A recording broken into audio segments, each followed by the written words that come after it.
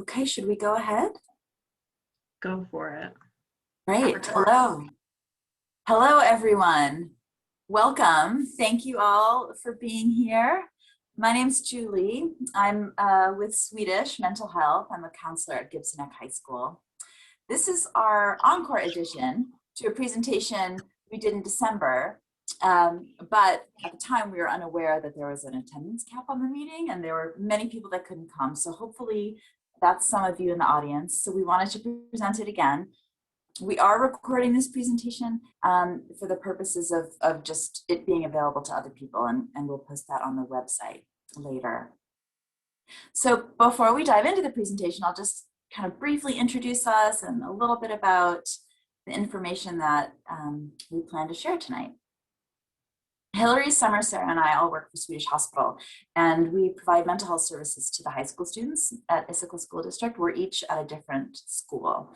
We'll put a link to the school-based mental health web page on the ISD, our web page that's on the ISD website. We'll put a link to that in the chat if you're interested in learning more about our program.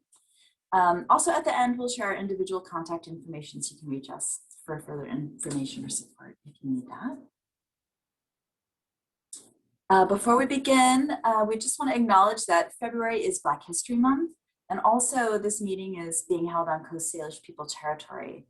Given that we'll be talking about mental health, it's important to stay aware of the impact that oppression has on mental health disparities and access to care.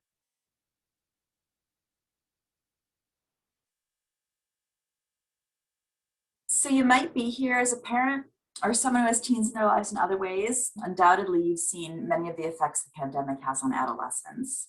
We know from our work with teens that the lifestyle has become pretty tiresome, even with the hope that recent access to vaccinations is bringing. We're all continuing to experience a variety of stressors.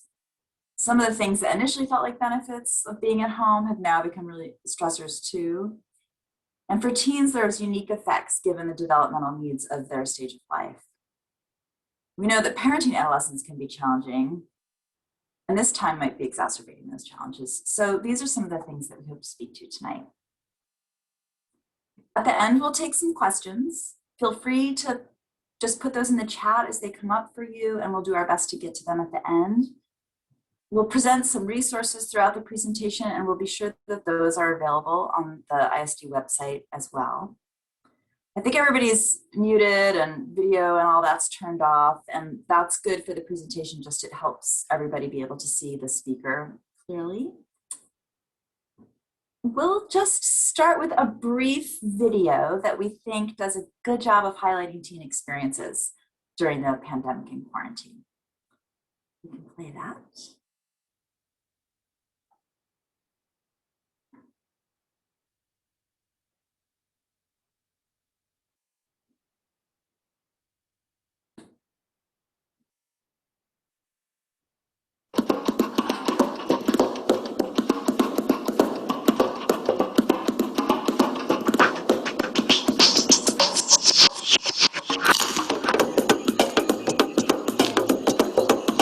I think that in some ways I'm like less optimistic considering how it's been progressing.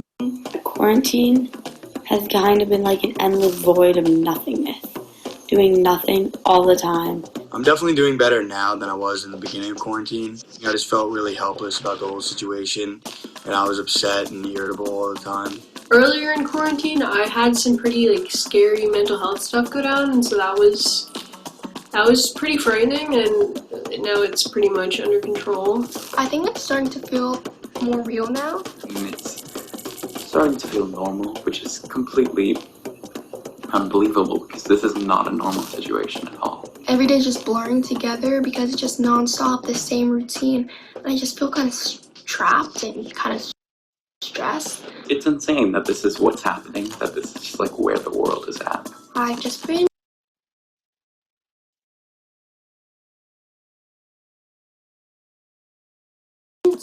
pretty sad, and I've been really lazy, and I've been pretty bored. I'm doing less creative things than I was doing at the beginning, because at the beginning I was sort of like, okay, I'm set, let's go. I'm ready to do these things to make me feel better. But now I'm kind of just like chilling. It's very hard to like stay motivated, and it's incredibly easy to just like get behind and to get distracted. I'm getting way more work than I was, and my motivation is just at zero to do any of it. Everything's pass fail, so there's no incentive to work really hard doing it. I've been getting super behind on my schoolwork because I can't really focus in Zoom. Then I kind of feel like school isn't real or it doesn't like count.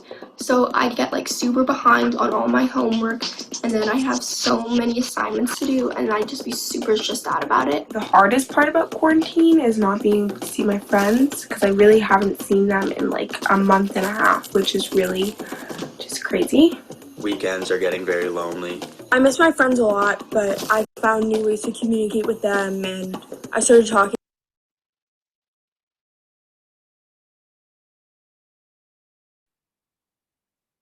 Sorry, more my often. internet is. Self-isolation, like, I feel like I'm going crazy inside of my own house. The thing that scares me most right now is if someone in my family gets it. 70% of the population is going to be infected. That could be any one of my family members tomorrow or today. A couple of my neighbors actually got corona. A friend of mine's father actually passed away. My grandparents got coronavirus. My grandma loves to come over. She loves to garden in our yard and help out whenever she can. But like, I'm so worried for her. If somebody you love gets it, it's just like really scary at first. Something that scares me right now is how we're going to return back to normal life after quarantine. I just want to know if it's gonna get better or if it's gonna get worse, or like how long this is gonna last for, or if I'm even gonna have school next year.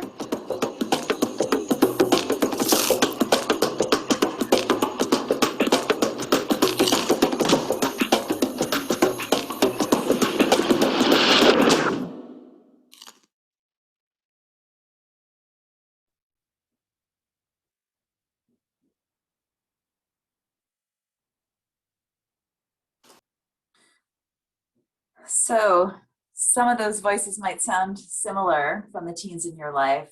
We know that those voices really echo. Dr. Rylan Berry and Dr. Sano Zach. Oh. Dr. Berry is a licensed psychologist with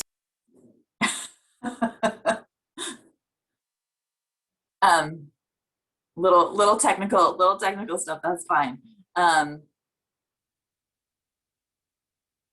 Okay. So our work with students, we've definitely heard very similar things to what we saw there in the video. So yeah, we'll do some statistics, and I'm just going to kind of go over these with you a little bit as you read along on the screen. We thought these were pretty striking stats, so we wanted to share them with you. So this poll is from May 2020, and there's not really that we could find more recent stats. So, you know, our assumption here is that these remain true if they're not more true, or if the numbers aren't higher at this stage. So, so May 2020, 7 out of 10 teenagers reported mental health struggles. 61% said they'd experienced an increase in feelings of loneliness.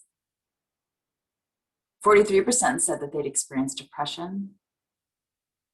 And 55% said that they'd experienced anxiety. And research shows us that when young people suppress their feelings, like hold them in, intelligence and learning suffer.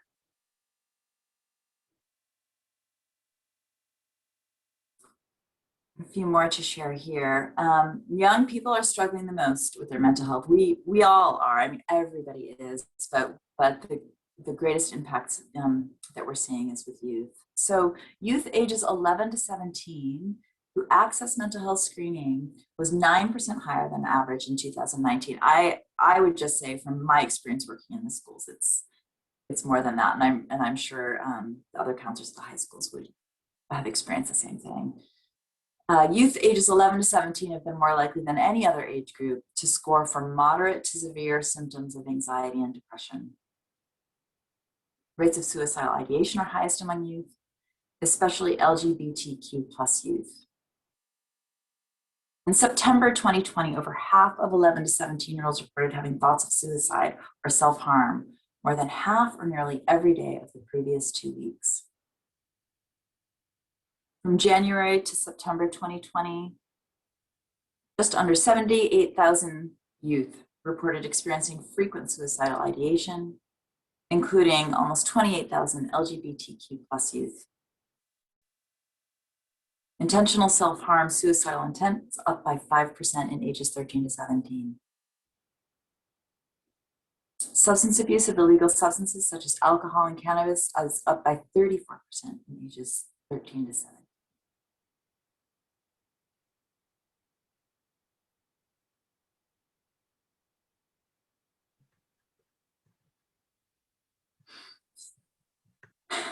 Little bit of comic relief.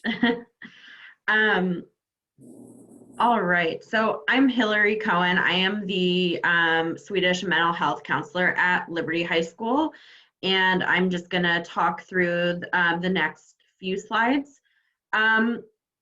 So first, I just wanted to talk about sort of how the pandemic and being in quarantine sort of directly affects our hierarchy of needs as humans. So this model that's shown here is from it's Maslow's hierarchy of needs, who was a psychologist who had created this, and basically how the pandemic is affecting our basic needs as humans is that first and foremost, we're sort of in survival mode. You know, our brains sort of get into that fight or flight mode, and it sort of focuses on doing what it needs to do to help you survive this global pandemic. And then on top of that, you know, I wanted to particularly point out the social, the social isolation piece, because particularly in teens, it's part of their age-appropriate development to have social interactions with peers and teachers and tons and tons of people. And so the pandemic and remote learning is directly affecting that.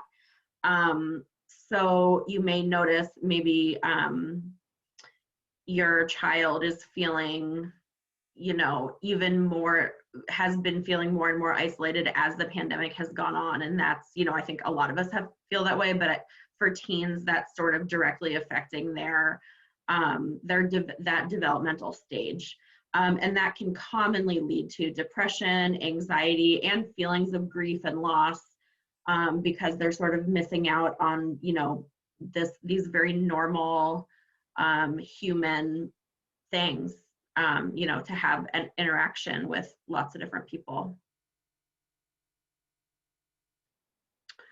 Okay, so specifically, I'm going to talk a little bit about the impact of remote learning on teens, which I'm sure you all have noticed some that I think for the majority of at least the teens that I work with,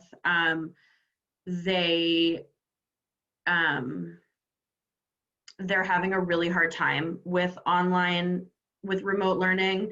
I have, you know, of course, the occasional one who loves it, but that's really has not been the majority by any means.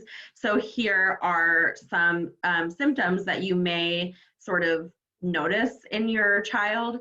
And so this may really be just like them trying to cope with this really big life change and this really big stressor going on. So if you've noticed any of these different symptoms or any of these different behaviors or, you know, changes in your child's habits or anything, it may be attributed to having to sort of do online school, which is really difficult for a lot of kids. And what I also wanted to say is kids that have done really well in the past, like maybe straight A students, things like that, they are having a really hard time too right now. You know, I think that they're having to sort of figure out how they can still be a good student while they're really struggling with the format of online school. And so it's sort of affecting all teens across the board. And so now I'm going to talk a little bit about how you can provide some support for your teen during this remote learning period. So first, make sure you're taking care of your own needs. And I know Sarah is going to talk a bit more about this in a little bit. Try to be as flexible, supportive, and empathetic as you can be. Try to sort of listen to understand and not to respond, to really try to understand how they're feeling and what they're going through. Encourage your teen to try to have some structure in their days. This is really important because this is one of the biggest things that's missing right now. You know, that normal, the normal routine that's just kind of in a day when we, you know, get up in the morning and go to school and you walk between classes and then you know, maybe have a extracurricular and then you go home, and there's structure to your day when times are normal. And right now, all of that is taken out, and it's really sort of the parents, part of the parents' job to try to kind of help your teen implement some type of structure in their day. So, you know, a morning routine, maybe they work on their homework at certain times and whatever that might look like. But maybe having a conversation with your child about what might work for them. Letting your teen take breaks from schoolwork is really important so that they can, you know, do things that make them happy, that make them, you know, sort of feel some sense of normalcy and joy. So just, you know, different activities or things that they like to do. I definitely think encouraging those is helpful. And then finally, validating your teen's experiences with remote learning. So like, for example, kind of saying like, I know this is a really tough situation and I see that you're doing the best you can, and sort of just let them know that you see them and you support them and you're there to validate them.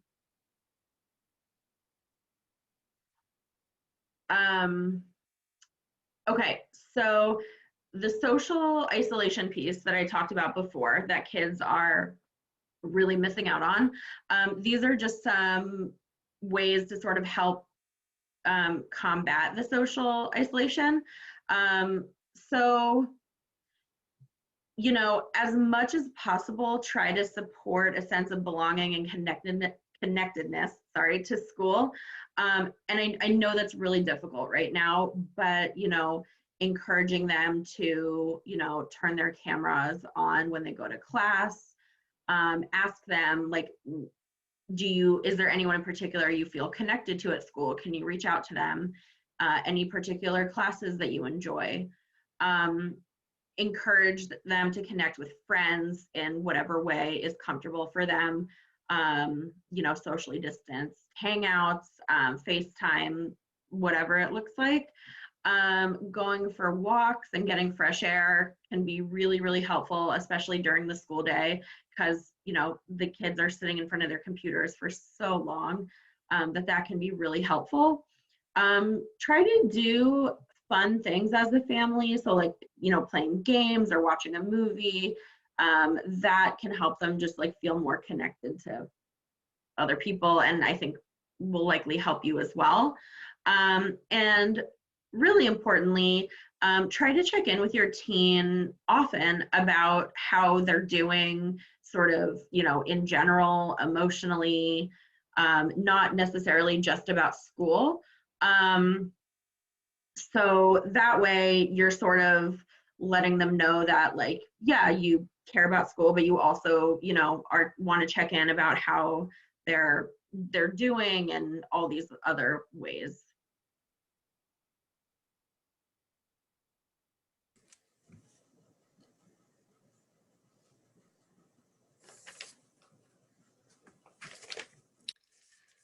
Hi, my name is Sara Torelli, and I'm the school-based mental health counselor at Issaquah High School. So how can we be thoughtful about where we're giving our attention to and have control over what we are attending to? So keeping to a schedule, and that's predictability and not rigidity. It doesn't need to be set in stone. Predictability helps with a sense of control and order, which is currently lacking in other areas of our lives right now. Daily positive parent-child interaction time, scheduling fun. So fun activities, asking your teen for input to give them a sense of control in their lives right now.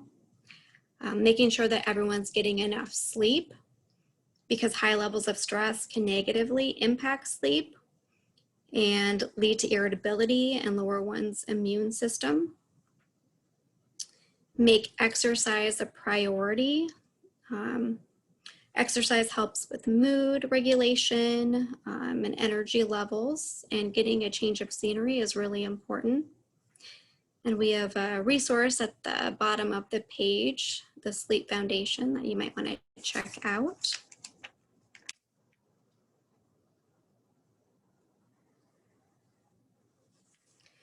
So right now it feels like everything is out of our hands, which can contribute to the whole cycle of anxiety and depression. So I would encourage you to take on the mantra of just letting go. So most everything really is out of our hands and we don't have control over it, which is why it's so important to not fixate on these things. And so some examples of the things we cannot control and should not spend too much time on and mental focus towards are if others follow the rules of social distancing, the actions of others, predicting what will happen in the future, other people's motives, how others react, how long this pandemic will last, or something as small as the amount of toilet paper at the store. And there are some things that we can control, and it's more fruitful to focus on these things, such as my positive attitude, how I follow CDC recommendations, my own social distancing, my kindness and grace, limiting my social media time, finding fun things to do at home, and turning off the news because it can be very negative.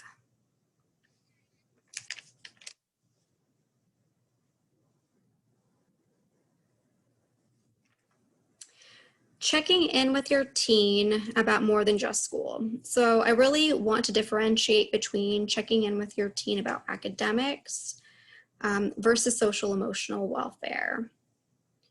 So scheduling a time to talk about school is important, and it's whatever frequency works best for your family. And that might be once a week, maybe a few times a week, to discuss classes and grades.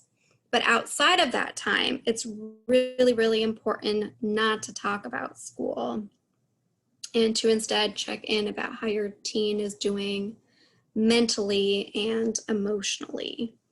Because this will send the message that their emotional state is paramount and that academics come second. And I also want to bring your attention to the fact that all the things that used to be built into the school day and now become your job as the parent to facilitate. So socialization, which is a huge part of a teen's life, they used to just naturally receive that, even in the smallest of ways at school, just seeing other students in the hallway during passing periods, in class, at lunch, just all throughout the day. It was just built in. Currently, at best, they're, seeing friends maybe in person now and then. Otherwise, it's through FaceTime or texting, which is very limited. And for the most part, they're really not getting those needs met, which are quite high as a teen. So it becomes really important that you ensure that your teen is able to socialize with their age mates. Moving one's body. So prior to the pandemic, they were walking to the bus stop, they were walking from class to class, they were potentially logging many miles per day. And presently, we're all very sedentary. And with online learning, they're sitting in front of the computer for hours and hours a day, maybe not stretching or standing up during breaks from classes, and maybe not even going outside and exercising, given the weather in February. So it's really important that you push them and you notice their socialization habits and exercise, and make those things a priority for them and help ensure that they're getting those needs met.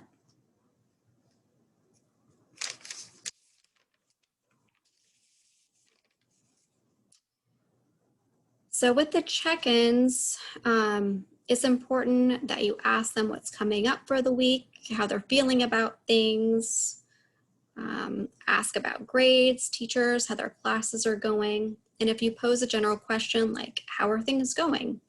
And you get an unconstructive and general response like, fine, then ask a more specific question. You really want your kids to know that you care about what's going on in their lives, and push a little bit harder to get those responses. It's showing them that you care, and it gives you a chance to assess the big picture and set the expectation that if things are not going well for them, they need to be acknowledged and addressed. And research suggests that motivation to persist is particularly important for online education. Studies of university learners find that virtual learners can experience higher dropout rates than those in traditional face-to-face settings. So it's particularly important at this point that you support your team, because the online education is completely different than anything they've experienced before, and it's very difficult. Parental self-care. So this is the whole trickle-down effect. Your kids are absorbing your stress, so it's important to be aware of that.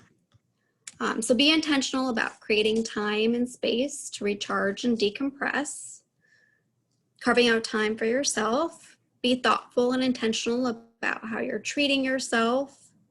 Are you role modeling positive behaviors? Because your kids are definitely noticing this and picking up on what's going on for you.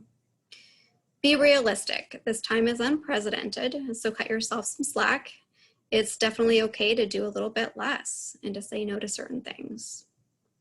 Remember that being kind to yourself will not only help you stay calm during this difficult time, it will help ensure that you have the bandwidth you need to take good care of your family.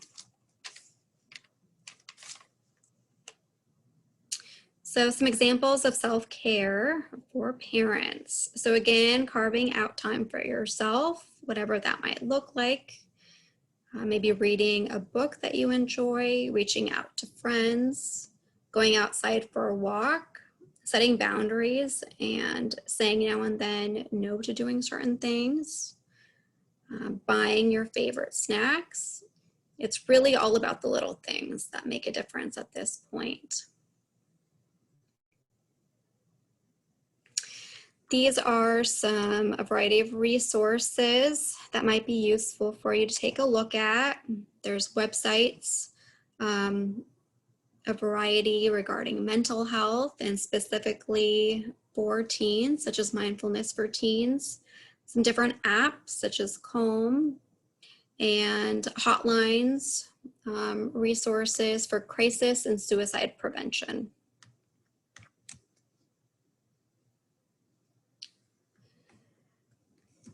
And there's a webinar series at the YMCA that's coming up. It is free. So we have a link here that you might want to check out. And if you have any questions, you can contact Melinda at the Seattle YMCA about that. We want to thank you so much for joining us this evening, and we'd like to allow you to ask some questions at this time. And this is amazing that the only question out there was about being able to get the link for the video, and the presentation will be available. Hillary, I can't remember, was it posted to the ISD page last time? Yes, it was. I believe it was posted to the ISD, to our page on the ISD website. Right, and so where the recording will be found, that this presentation will be found. One thing that I want to just kind of mention, it came up with Hillary's during Hillary's section there, and she used an example that I think has been really telling for me. I'm Summer at Skyline, by the way. But she mentioned, you know, there's been a lot of students who historically did really well academically, and the shift to online for a variety of reasons has been super challenging, whether it's, you know, any of the reasons we've listed. But I'm working with a lot of students who are in that boat, and especially it's happening with a lot of freshmen. And so, you know, naturally students and teens, often their identity is really wrapped up in how their grades are. And so when their grades are not, you know, they're not performing at a level that they are used to performing at, that is really trying on them. And so one thing that I'm, you know, making sure to have students notice is, you know,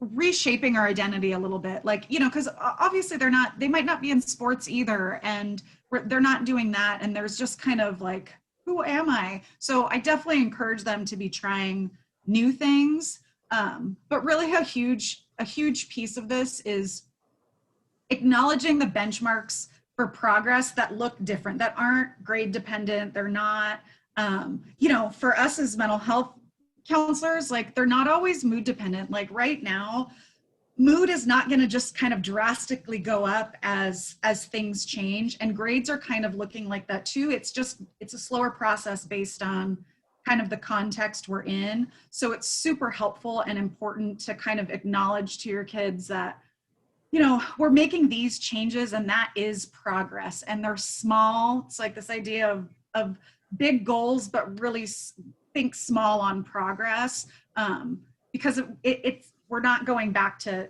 just how things were before, whether it's mood or whether it's grades. So just kind of acknowledging that difference of we're trying really hard, and noticing even the littlest pieces in that. And that's a big piece of what I'm doing with students, is especially if, you know, suffering with anxiety or depression, is we're just going to make a little bit of change, and that is that's progress. Looks different than it did before, but so does a lot of things right now. So just something that I wanted to point out of starting to redistinguish benchmarks for progress that may look different than what students and adults, for that matter, were used to before.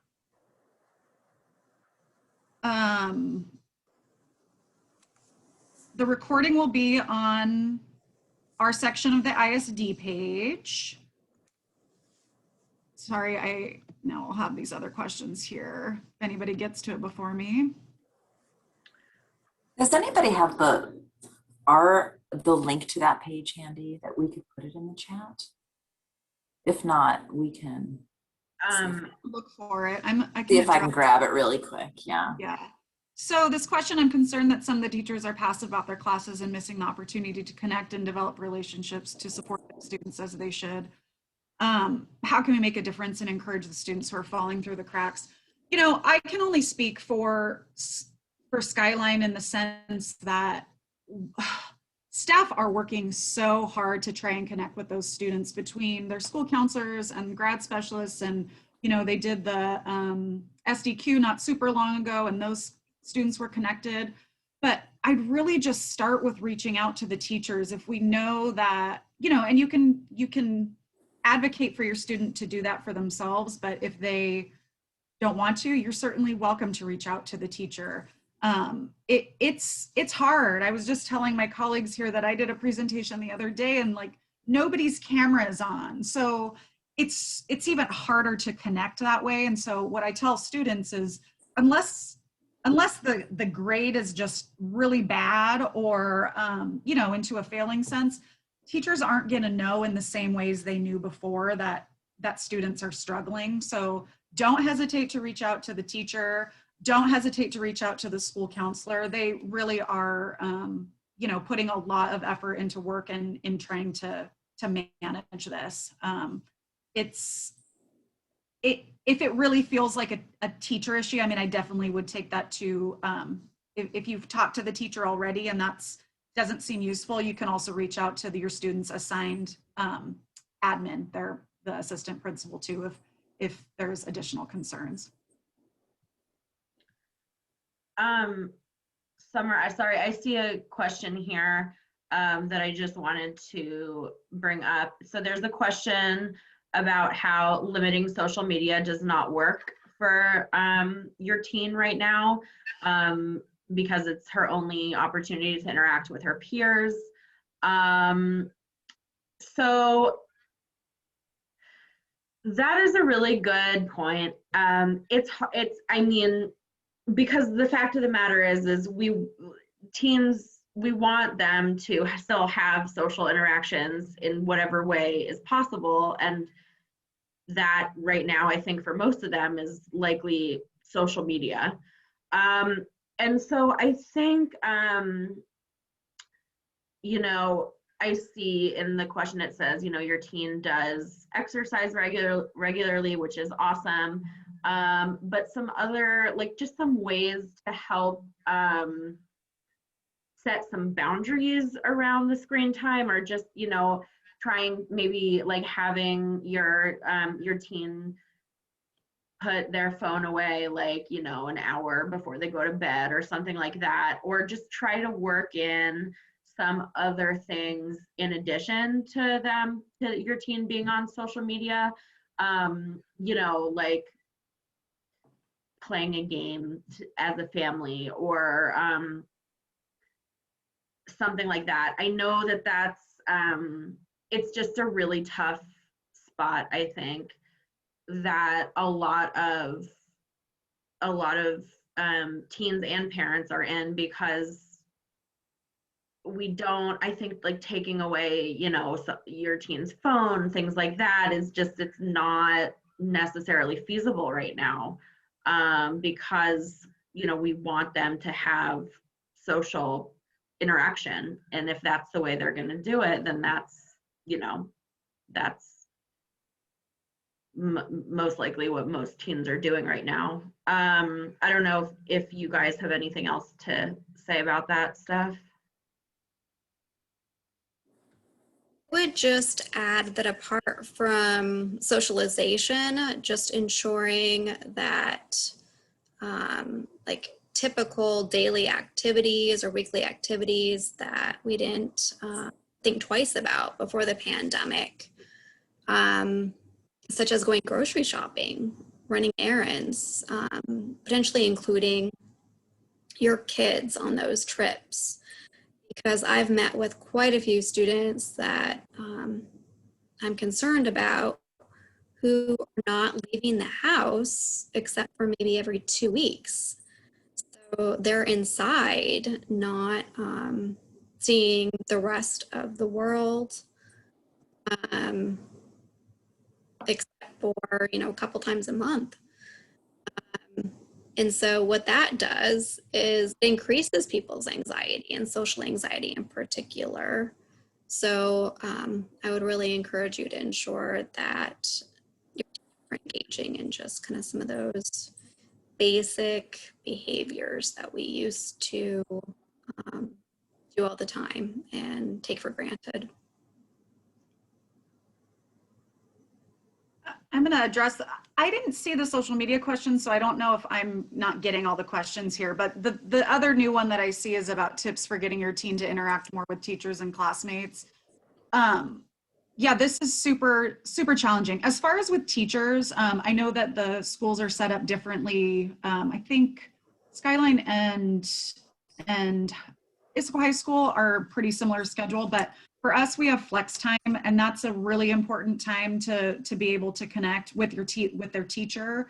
I understand the example here about your son gets angry about out of proportion. We try to get him to turn the camera on, and there's a lot of anxiety around that because the rest of the kids don't have to, right? So it's really hard for students who, feel timid in that sense anyway to not be doing what the norm is.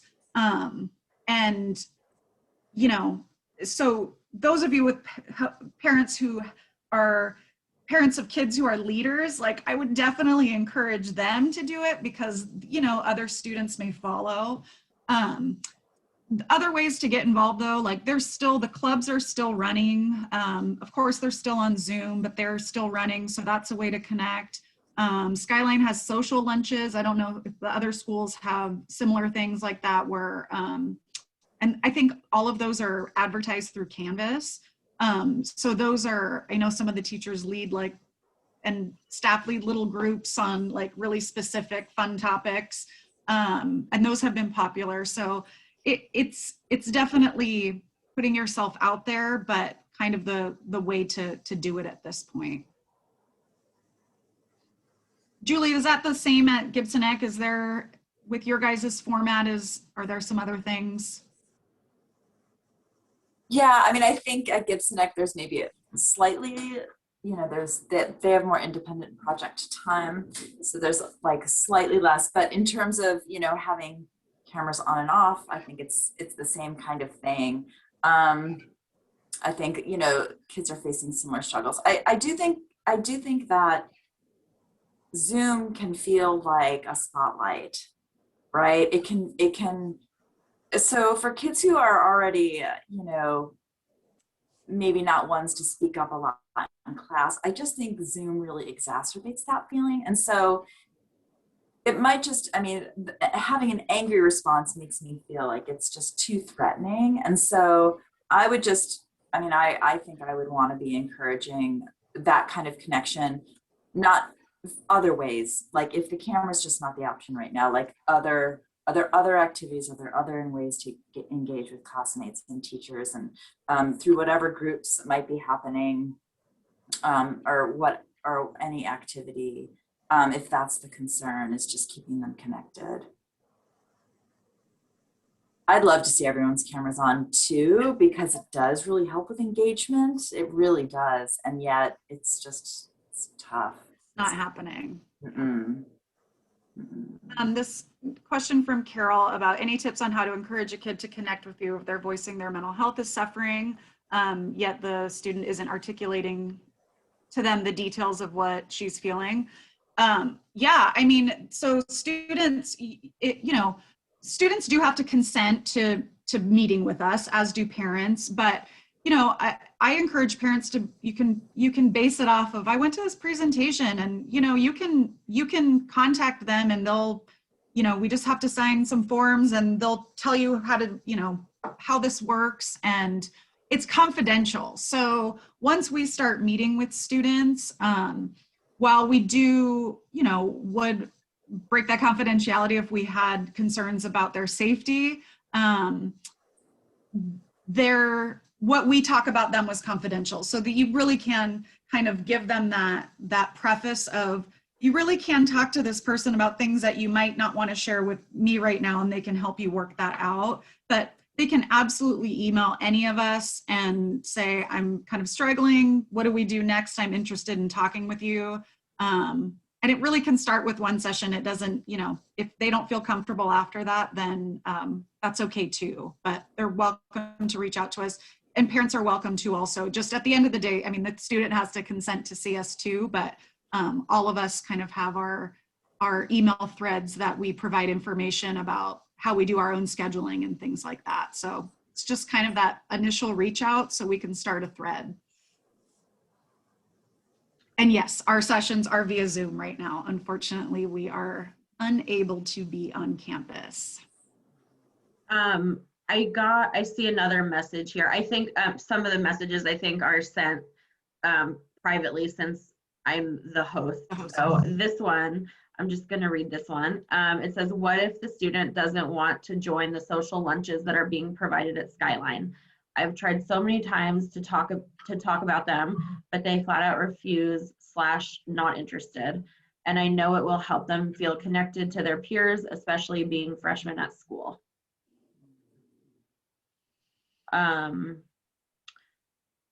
Yeah, I mean, that's obviously it's not something that can be forced. I think in trying to then, you know, foster socialization in some, you know,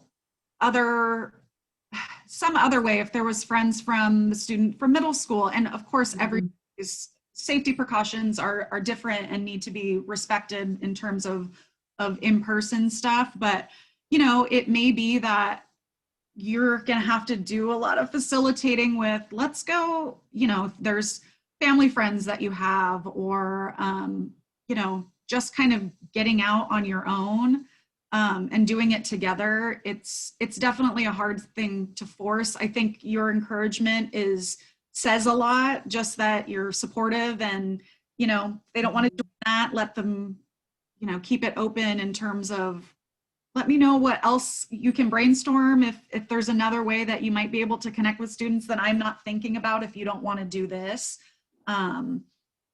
It is a start, but I can appreciate that, you know, not every student, just like Julie was saying, we still feel like we're on Spotlight with Zoom, and that's really challenging. So really hyping up the positive, fun family time that you guys can do too, it is honestly is very is super important also, and goes a long way. I know it's not the same, but it's makes a big difference. I do really feel for the freshmen, I have to say, because they, you know, going into a new setting, a new school, and like I mean, the way kids make friends is through like these really casual interactions, which Zoom just does not allow for.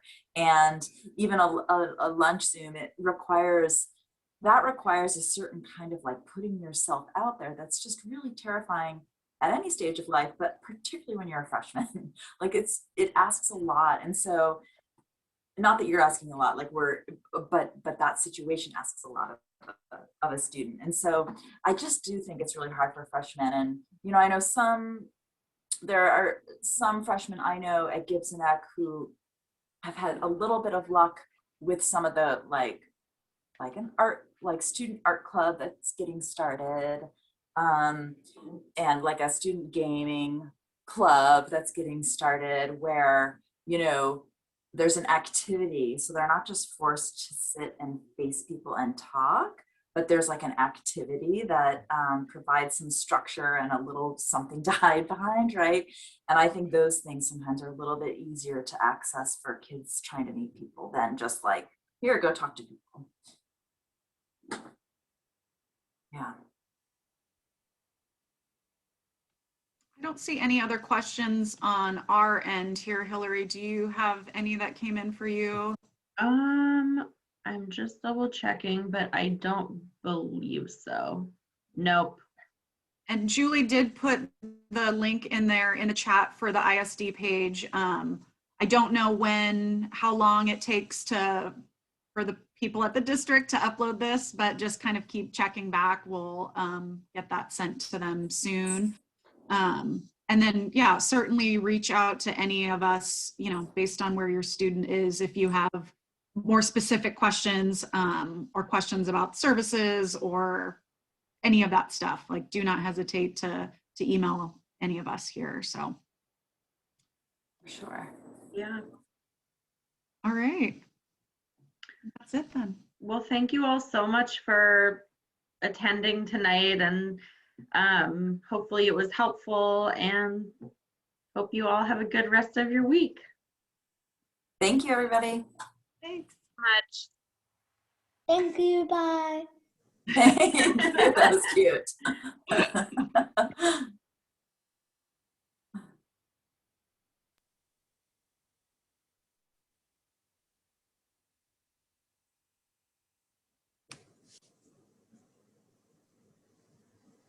At recording.